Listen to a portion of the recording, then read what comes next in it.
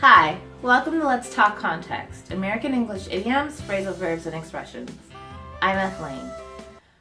Today's lesson, we are going to talk about the idiom, hang in there.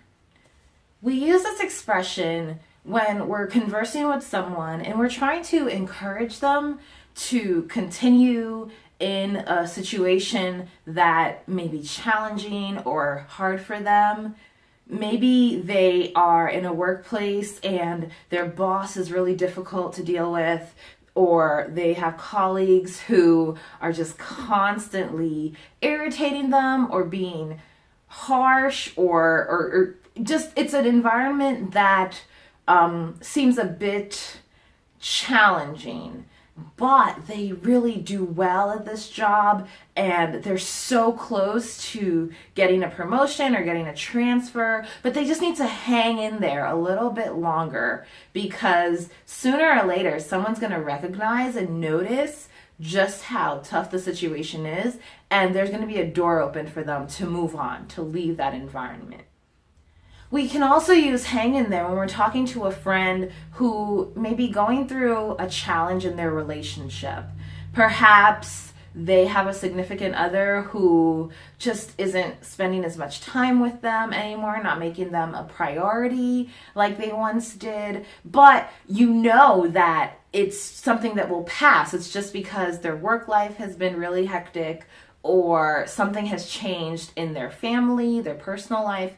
And so you're encouraging your friend, instead of breaking off the relationship, getting a divorce, or doing something drastic that would forever change the course of that relationship, you just kind of say, hang in there, it'll be okay. Or hang in there, it'll get better soon. Now, we don't want to encourage people to hang in there, to stay in situations that may prove harmful to themselves or to others, but we definitely don't want to encourage our friends or loved ones to leave situations just because there might be temporary dissatisfaction. So, for example, it's your first day at work at a new job, and your coworkers are not exactly the nicest people. But little do you know that they're sort of testing you because they want to make sure that you have the tenacity and you have what it takes to really thrive in this sort of fast-paced environment. So they're not really very kind, and they may ask you to do a ton of work that you were not necessarily expecting. It's sort of like a hazing because you're the newbie. And after your first day, you go home and you tell your parents, oh, I just want to quit. I hate it. I don't want to be there. I'm done. But your parents say to you, you know, honey, it's your first day.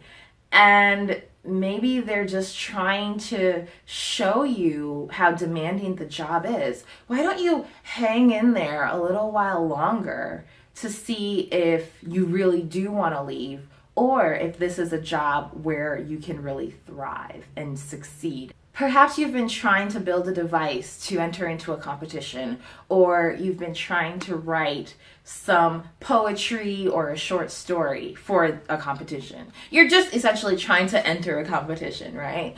But every time you sit down to write or build, you get writer's block, or whatever you're doing, the prototype doesn't seem to come out the way you want it.